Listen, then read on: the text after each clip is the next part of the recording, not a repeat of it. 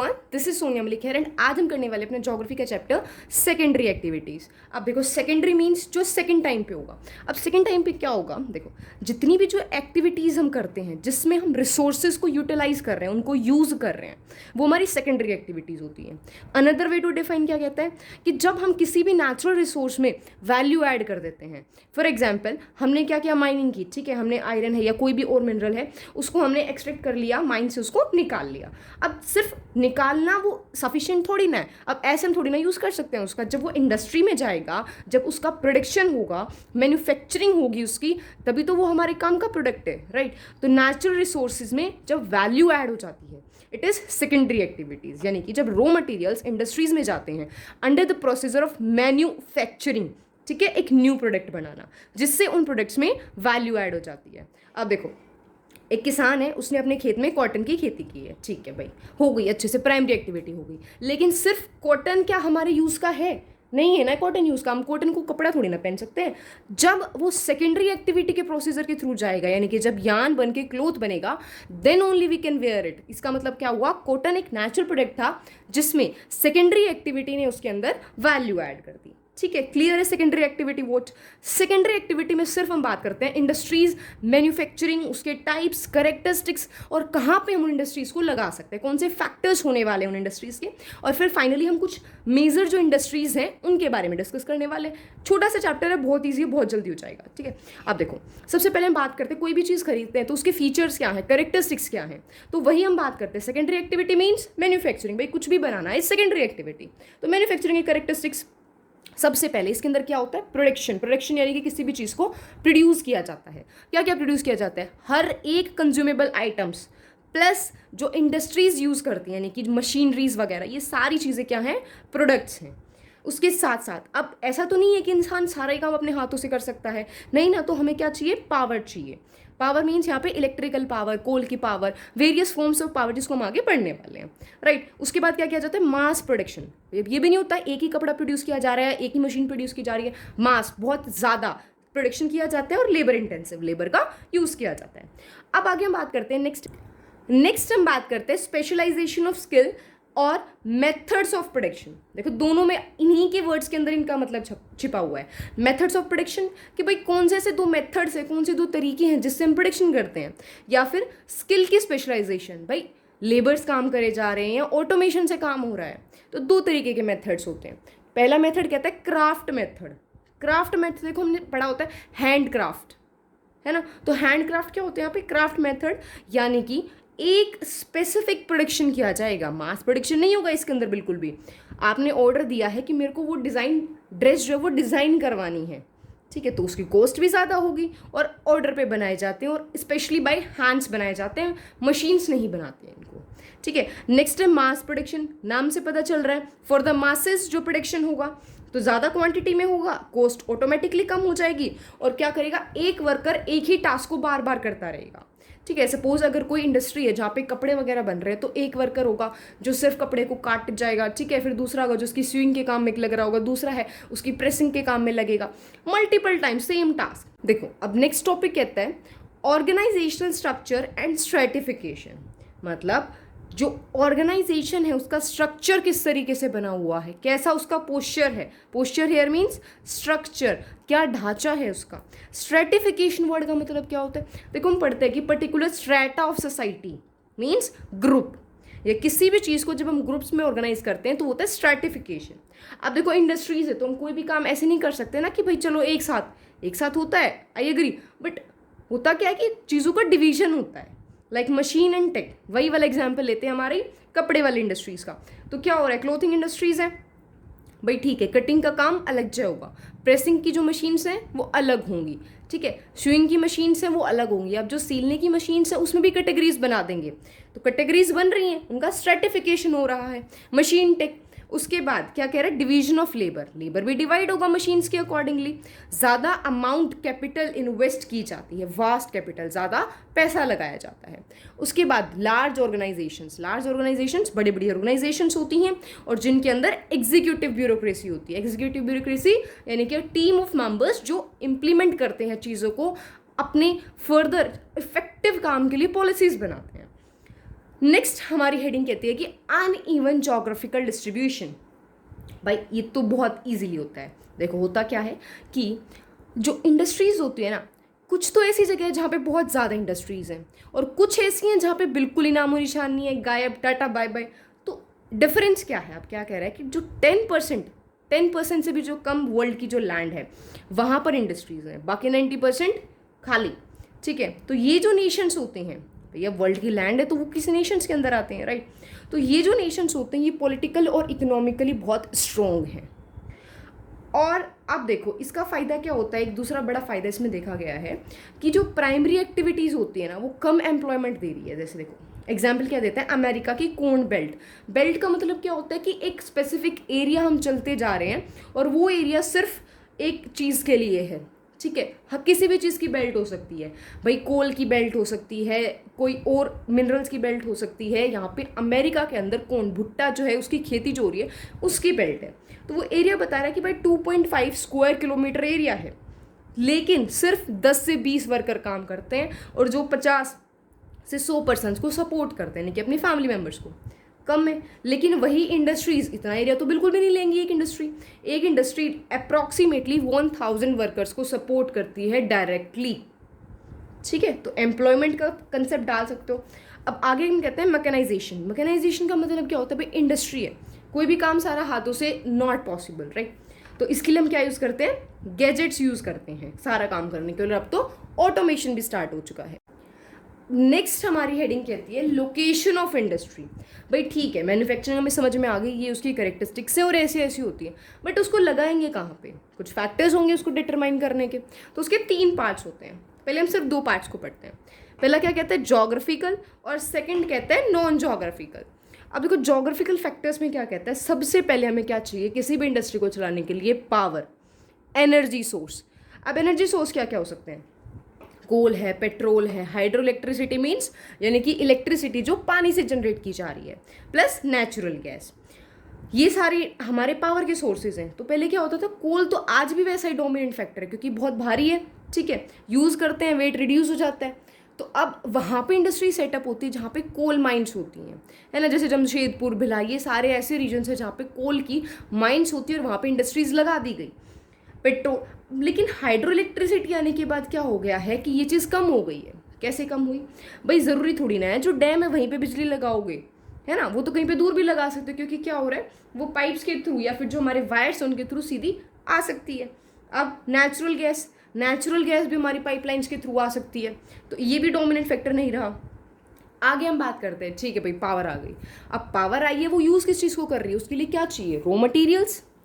अब raw materials के अंदर भी अलग अलग होता है। देखो रॉ मटेरियल क्या होगा, भाई सिंपल सी बात है, अगर आपको शुगर बनानी है तो रॉ मटेरियल क्या होगा, शुगर केन। देखो जितना एग्जाम्पल्स के साथ चीज़ों को क्लियर करते हो ना तो तुम्हारे लिए ईजी होता है। दूसरा तरीका याद करने का क्या होता है कि कोई भी जब फैक्ट याद कर रहे हो ना तो उसके साथ अपना पर्सनल कंसेप्ट जोड़ दो। भाई कुछ भी इंसिडेंट जोड़ दो उसके साथ, जो भी तुम्हें तुक्का, मतलब कुछ भी ऐसा जैसे बोलते हैं कि बकवास सा कुछ भी जोड़ दिया, कुछ भी रैंडमली जोड़ दो, बस तुम्हें याद होना चाहिए। ठीक है, तो उससे क्या होता है, कभी नहीं भूलते हो। आगे चल के फर्दर अगर किसी एग्जाम्स के लिए प्रिपेयर करते हो तो वो भूलोगे नहीं उस चीज़ को, वो काफ़ी इफेक्टिव होता है। चलो back to the concepts. Raw materials के अंदर क्या होता है, हैवी इंडस्ट्रीज में क्या होगा, आयरन और कोल माइंस। ये जो इंडस्ट्रीज है वो तो वहीं पे होगी जहाँ पे हमारा आयरन और कोल होगा, माइंस होंगी, राइट। लेकिन दूसरी इंडस्ट्रीज होती हैं पेरिशेबल कमोडिटीज़। पेरिशेबल क्या होता है, वो चीज़ें जो जल्दी ख़राब हो जाएंगी, जैसे फॉर एग्जाम्पल फ्रूट्स हैं, वेजिटेबल्स हैं, फिश है, मिल्क है। तो ये सारी इंडस्ट्रीज़ वहाँ पर लोकेट करनी होती है जहाँ पर ये रॉ मटेरियल अवेलेबल है। देखो अब जैसे गुजरात के अंदर है, गुजरात के अंदर अमूल की लगा रखी है पूरी बड़ी। तो अमूल की क्या है, गुजरात से सारी विमेन आती है, पूरा कोऑपरेटिव है, शाम के टाइम एक साथ, सुबह का अलग है। तो क्या है, वो फिक्स्ड है, राइट, क्योंकि वरना दूध तो खराब हो जाएगा। तो सिमिलर वे में ऐसे ही अदर आइटम्स तो इंडस्ट्रीज़ को उनके पास में लगाना पड़ता है, क्योंकि एक बार आपका जो फूड है वो मैन्युफैक्चर्ड हो गया, ठीक है, तब तो वो कुछ टाइम तक चल सकता है, लेकिन एज अ रॉ मटेरियल वो नहीं चल सकता। तो इंडस्ट्रीज़ को उनके पास में आना होता है। और दूसरी बात क्या होता है कि ये जो कुछ मटेरियल होता है वो अपना वेट लूज कर देता है। ठीक है, बड़ा अच्छा डाइट प्लान बना के चलता है ये।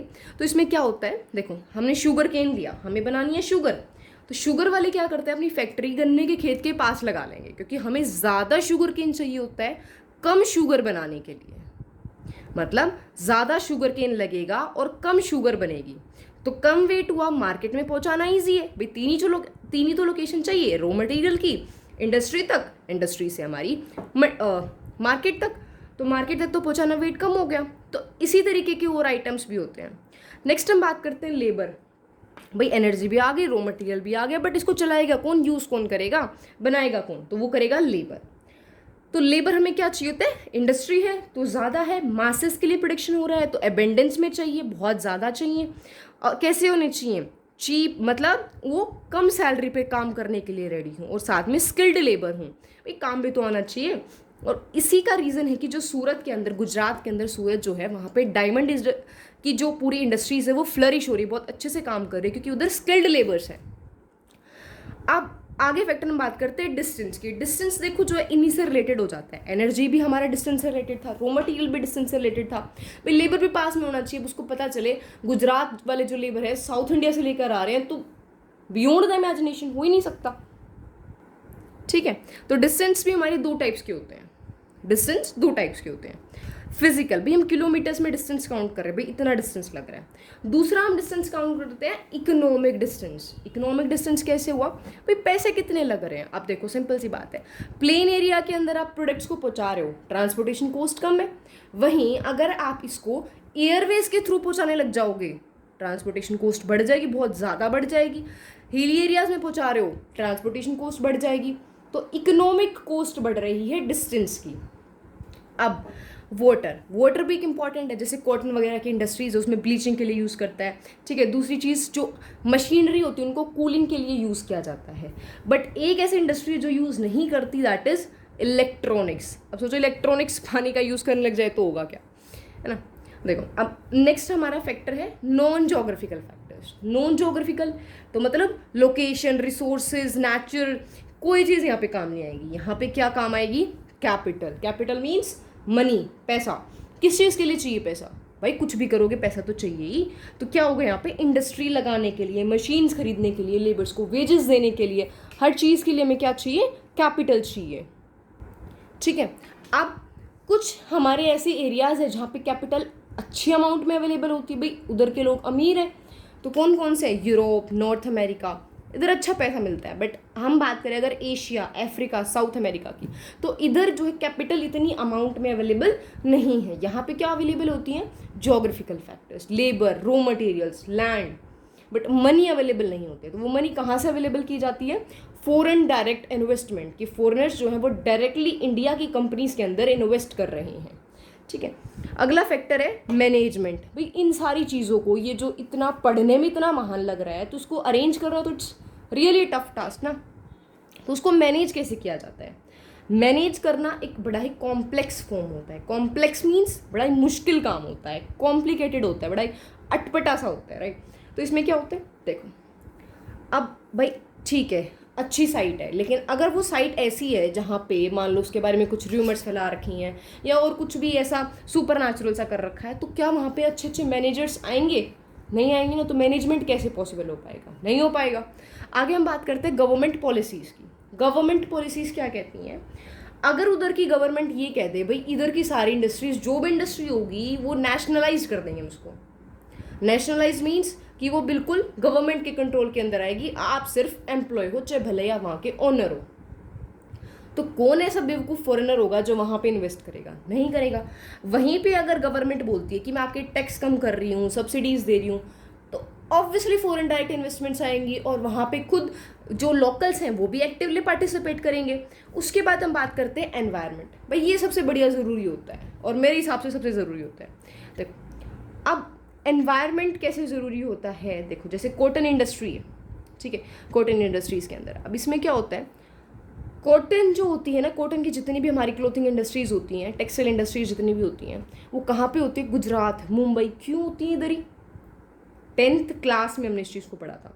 क्यों होती हैं, क्योंकि वहाँ का जो क्लाइमेट है वो ह्यूमिड है। अगर ह्यूमिड क्लाइमेट नहीं होगा तो उसका जो धागा बनाते हैं वो बार बार टूट जाएगा, तो पॉसिबल नहीं है कि हम कैसे बना देंगे उस धागे को, तो इसीलिए वो वहाँ पे लगाई जाती हैं। और कई बार इन्हीं फैक्टर्स को देखते हुए इंडस्ट्रीज़ की जो लोकेशन है पहले की बजाय चेंज कर दी जाती है। और ऐसा बहुत बार हुआ है, जैसे यूएसए के अंदर एयरक्राफ्ट की जो पार्ट्स बनाने वाली इंडस्ट्रीज़ थी उसको साउथ वेस्टर्न पार्ट में चेंज कर दिया गया। अब आगे हम बात करते हैं, ये ना बड़ा आलसी फैक्टर है, इंडस्ट्रियल इनर्शिया। इनर्शिया मीन्स आलस। भाई जैसे आप हो वहीं रहोगे, कोई नहीं ला सकता। क्या होता है भाई, आपने इंडस्ट्री लगाई, सारे फैक्टर्स अवेलेबल थे, बट टाइम तो चेंज करता रहता है, टाइम हर चीज़ को चेंज कर देता है, सारे फैक्टर्स चले गए वहाँ से। बट क्योंकि आपने इंडस्ट्री सेटअप कर रखी है, इसीलिए, बस इसीलिए आप वहाँ से जाना नहीं चाह रहे और अब रिसोर्सेज को खींच खींच के लाओगे, भाई मैं नहीं जाने वाला यहाँ से, ठीक है। This is industrial inertia. अब देखो दो फैक्टर हमें लग रहे थे बड़े महान, बट इन सबसे महान 12th क्लास की ज्योग्राफी क्या है? फिजिकल ज्योग्राफी है, ह्यूमन ज्योग्राफी है? बताना जरूर कमेंट में, ठीक है। कोई नहीं, देखो ह्यूमन ज्योग्राफी। अब ह्यूमन फैक्टर क्या कहता है? ह्यूमन ज्योग्राफी की यही सबसे बड़ी बात है, आप कुछ भी कर लो बट ह्यूमन उसमें अपनी टांग जरूर अड़ाएगा। सिंपल सी बात है, सब कुछ कर ही ह्यूमन रहा है तो टांग कैसे ना अड़ाए। अब ये सारी जो डिसीजन है वो कौन लेगा? ह्यूमंस लेंगे। तो फाइनल फैक्टर कौन रहा? Human factor. और कई बार उसकी पर्सनल चॉइस भी इन चीज़ों को इम्पैक्ट करती है। तो देखो ये जो पूरा पेज है ना, ये समझ लो 3 मार्क्स का है। अगर तुमने ये पूरा पेज याद कर लिया, 3 मार्क्स पक्के हैं। अब नेक्स्ट टॉपिक है classification of industries. Next topic is classification of industries. भाई हम इंडस्ट्रीज को क्लासीफाई किस बेसिस पे और कितने टाइप्स में करते हैं?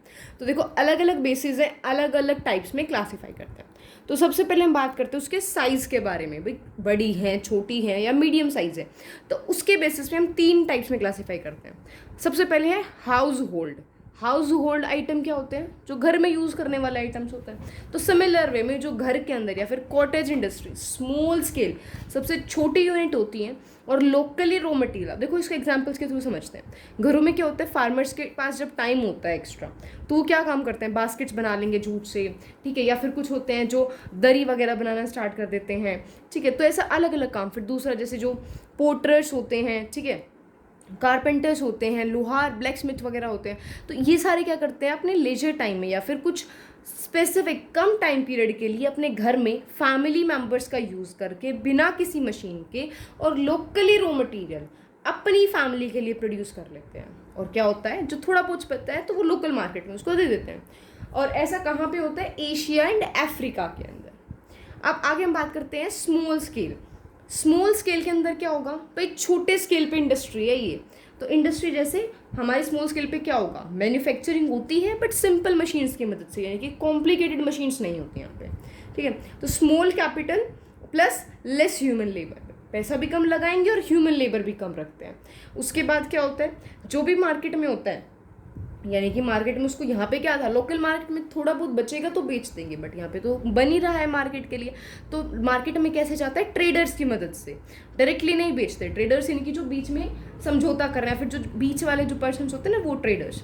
जैसे क्लोथ है, पेपर है, गुड्स, छोटे मोटे टॉयज़ बनते हैं बच्चों के, फर्नीचर बनते हैं, ठीक है। अब आगे हम बात करते हैं लार्ज स्केल इंडस्ट्रीज़। नाम से पता चल रहा है, जो बड़ी बड़ी इंडस्ट्रीज़ होंगी, ज़्यादा मशीन्स यूज़ होंगी, रॉ मटेरियल ज़्यादा चाहिए, पैसे ज़्यादा चाहिए, क्वालिटी ज़्यादा होगी, बढ़िया मैनेजमेंट होना चाहिए।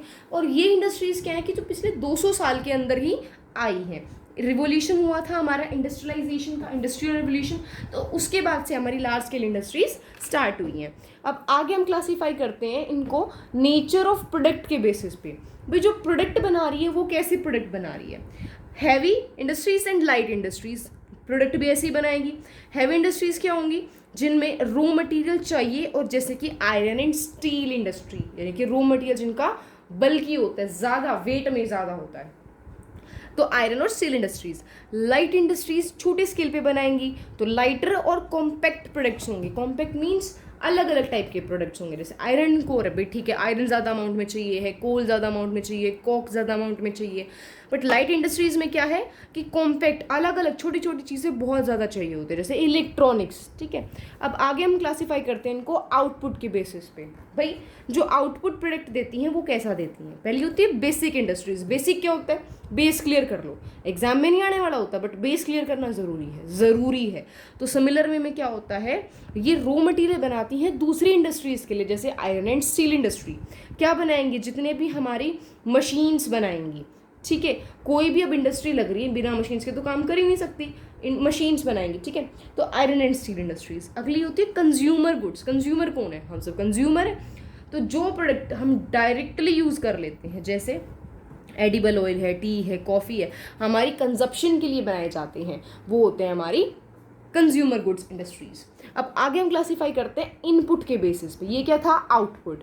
अब हम बात करते हैं इनपुट के बेसिस पे कि वो किस तरीके के प्रोडक्ट्स को यूज़ करती हैं। 3 types, agro based means agriculture products जो यूज़ करेगी, जैसे T, sugar, forest based forest products use करेगी, पेपर, पल्प एंड। अब देखो ferrous and non ferrous, ferrous के अंदर क्या होता है, जो वो मेटल्स का यूज़ करेगी जिनके अंदर आयरन कंटेंट है, और नॉन फेरस के अंदर वो मेटल्स का यूज़ जिनके अंदर आयरन कंटेंट नहीं है। अब ओनरशिप, फाइनल क्या है हमारा ओनरशिप, भाई किसकी वहाँ पे ओनरशिप है, कौन वहाँ का ओनर है, उसके बेसिस पे सबसे पहले आता है पब्लिक सेक्टर। पब्लिक सेक्टर यानी कि गवर्नमेंट की है वो इंडस्ट्री, प्राइवेट इंडिविजुअल की इंडस्ट्री है, जॉइंट भाई गवर्नमेंट और इंडिविजुअल दोनों की है, ठीक है, दिस इज जॉइंट। अब नेक्स्ट हमारा टॉपिक आता है traditional large scale industrial regions. अब समझो चैप्टर तुम्हारा फिनिश हो चुका है, इट्स जस्ट कि कुछ जो कंसेप्ट बचे कुछ रह जाते हैं उनको हम यहाँ पे कवर कर रहे हैं। तो हम बात करते हैं traditionally large scale industrial regions, मतलब पुराने टाइम से या फिर काफ़ी लंबे टाइम से कौन सी ऐसी इंडस्ट्रीज़ हैं जो यूज़ होती आ रही हैं, किस पे होंगी, हैवी इंडस्ट्रीज़ की बात करेंगे। हैवी इंडस्ट्रीज़ हैं और कहाँ पे होंगी, जहाँ पे कोल अवेलेबल होगा। तो क्या क्या प्रोडक्ट्स होंगे भाई, मेटल की स्मेल्टिंग है, ज़्यादा इंजीनियरिंग का यूज़ होता है, और एनवायरनमेंट कैसा रहता है अनअट्रैक्टिव, क्योंकि बहुत क्लस्टर्ड सा और क्योटिक सा एनवायरनमेंट हो जाता है, और यहाँ पे ज़्यादा एम्प्लॉयमेंट होती है। अब ज़्यादा एम्प्लॉयमेंट है तो ज़्यादा लेबर है, ज़्यादा लेबर है तो क्या होगी, उनको ऐसे डेंसिटी ज़्यादा हो जाएगी, उनकी ज़्यादा घर हो जाएंगे, और इस टाइप की इंडस्ट्रीज़ को हम क्या कहते हैं, स्मोक स्टैक इंडस्ट्रीज़, ठीक है। अब ऐसा एक रीजन है रूर कोलफील्ड जर्मनी के अंदर, ये भी एक इंडस्ट्रियल रीजन है और ये वहाँ के इंडस्ट्रीज़ की बैकबोन है। क्या किया जाता है, श्रिंकिंग, बट हो क्या रहा है, ये कम होता जा रहा है क्योंकि वहाँ पे कोल कम होता जा रहा है। कोल कम हो गया लेकिन फिर भी इंडस्ट्री सर्वाइव कर गई, कैसे, क्योंकि रूल तुमने पढ़ा होगा, वाटरवेज के अंदर एक रिवर जाती है वहाँ से, तो उसके थ्रू क्या करते हैं, इम्पोर्ट कर लेते हैं, बाकी जगहों से कोल मंगवा लेते हैं, ठीक है। अब देखो ये कौन सा रीज़न है, कौन सा फैक्टर है, इनर्शिया वाला, राइट। अब क्या होता है कि 80% जर्मनी का स्टील सिर्फ इस रीजन से प्रोड्यूस हो जाता है ना, छोटा बहुत जल्दी हो जाएगा, तो बहुत ईजी है। अब हम बात करते हैं हाईटेक इंडस्ट्रीज़ की। हाईटेक इंडस्ट्रीज़ क्या होती हैं, वो इंडस्ट्रीज़ जो रिसर्च एंड डेवलपमेंट R&D का काम करती हैं, भाई कैसे हम प्रोडक्ट को अच्छा बना सकते हैं, कैसी नई टेक्निक्स ला सकते हैं, कैसे मशीनरी के अंदर हम इम्प्रूवमेंट कर सकते हैं। तो क्या करेगी, हाईली सोफिस्टिकेटेड मतलब कॉम्प्लिकेटेड प्रोडक्ट्स बनाएंगी, और क्या करती हैं, जो किन को एम्प्लॉयमेंट देगी, जो हाईली स्किल्ड लेबर है, तो वो वाइट कॉलर वर्कर्स होते हैं। स्पेस नीटली स्पेस्ड, भाई कॉमन सी बात है, उनको सैलरी भी ज़्यादा देनी होगी, वो स्किल्ड है तो कम एम्प्लॉयड दिया जाएगा, तो नीटली स्पेस्ड है, मॉडर्न है, और एक प्लांट बिजनेस में होता है, पार्क्स वगैरह बनाए जाते हैं इसके लिए, जैसे प्लांट्स जिसको हम बोलते हैं। कंप्यूटर एडेड डिज़ाइन होता है, इलेक्ट्रॉनिक कंट्रोल्स है, रिफाइनिंग प्रोसीजर, ये क्या इसके अलग अलग एग्जाम्पल्स हैं। अब इन एरियाज को हम क्या कहते हैं, टेक्नोपोल्स। टेक्नोपोल्स क्या होता है, जहाँ पे प्लान्ड डेवलपमेंट, भाई यहाँ पे इंडस्ट्री बनानी है, प्लान करके हमने चीज़ कर ली है, और एक सेंटर है टेक्नोलॉजिकल इनोवेशन का लिए, और उसमें क्या होगा कि इंडस्ट्री रिलेटेड प्रोडक्शन। थोड़ा मुश्किल से है, देखो आराम से समझो क्या कह रहा है, कि जो भी इंडस्ट्रीज़ हैं भाई उनके अंदर ये मशीन्स हैं, ठीक है भाई, अच्छा काम चल रहा है, बट टाइम के अकॉर्डिंग हर किसी को चेंज होना पड़ता है, अपने कंज्यूमर की डिमांड्स के अकॉर्डिंग उन्हें चेंज होना पड़ता है। तो उसके अंदर रिसर्च एंड डेवलपमेंट डिपार्टमेंट क्या करेगा कि वो उसको किस तरीके से बेटर कर सकते हैं, कौन सी नई टेक्नोलॉजी ला सकते हैं, ये सारी चीज़ें सजेस्ट करता है। अब इन्हीं इंडस्ट्रीज़ को हम क्या कहते हैं, फुटलूज इंडस्ट्रीज़। फुटलूज इंडस्ट्रीज़ क्या होता है, बढ़िया स्पेस होगा, प्लेजेंट सा एनवायरनमेंट है, और सस्ती कीमत पे लैंड, क्योंकि जो सिटी है उसके बाहर मिलनी होती है, ठीक है, तो जहाँ पे मेन रोड से उनका एक्सेस हो जाएगा। अब इसके एग्जाम्पल क्या डाल सकते हो, सिलिकॉन वैली एक ऐसा एग्जाम्पल है इसका। सिलिकॉन वैली के अंदर क्या है कि it is one such footloose industries, ठीक है। अब फाइनल लास्ट टॉपिक हमारा रहता है, that is iron and steel industries, जिसके अंदर क्या हम कुछ एग्जाम्पल्स को कवर करेंगे। ये आयरन एंड स्टील इंडस्ट्री क्या होती है, इसकी करेक्टरिस्टिक्स क्या है। सबसे पहली बात, अनइवन डिस्ट्रीब्यूशन, ये तो हर किसी चीज़ के साथ है, यानी कि प्लस 50% हमारी गुड्स जो हैं वो USA, जापान और जर्मनी मिलके बनाते हैं। आयरन स्टील हम क्या मानते हैं, इसको बैकबोन मानते हैं किसी भी इंडस्ट्रीज़ के लिए। अब आयरन बहुत ही रेयरली, मतलब फ्री मेटल नहीं मिलता। अगर आप देखो क्या होता है, किसी भी माइन से निकाला तो ऐसा नहीं है कि सीधा आयरन बाहर आएगा, नहीं, आयरन ओर्स बाहर आता है माइन से, फिर हम उसको स्मेल्टिंग करते हैं, कार्बन कोक मिलाते हैं, फाइनली हम आयरन ले लेते हैं। अब आयरन एंड स्टील हम बात कर रहे हैं, तो स्टील कैसे बना होगा? आयरन के अंदर जब हम 2% कार्बन या फिर और साथ में निकल और मैग्नीज मिला देते हैं तो क्या बन जाता है? स्टील। अब आयरन का इतना मल्टीपल यूज़ है, इतना एक्सटेंसिव यूज़ हम करते हैं, तो इसको हम यूनिवर्सल प्रोडक्ट बोलते हैं। यूनिवर्सल प्रोडक्ट के अंदर क्या है कि लो कॉस्ट है इसकी। यूनिवर्सल मतलब एवरीबडी इज़ यूजिंग इट, तो everybody is using it. Y everybody is using it? क्यों? क्योंकि इसकी कॉस्ट कम होती है, अच्छी स्ट्रेंथ है और ड्यूरेबिलिटी काफ़ी टाइम के लिए चल जाता है। और कहाँ पे डेवलप हुई है? माइनिंग इंडस्ट्रीज़ के आसपास। भाई सिंपल सी बात है, जहाँ पे आप ओर्स निकाल रहे हैं वहीं पे आयरन निकाल लोगे तो ईजी है। डिस्ट्रीब्यूशन की बात करते हैं तो कहाँ पे है? एडवांस्ड कंट्रीज जैसे नॉर्थ अमेरिका, यूरोप, एशिया। वहाँ पे कहाँ है? Pittsburgh, great lake reason.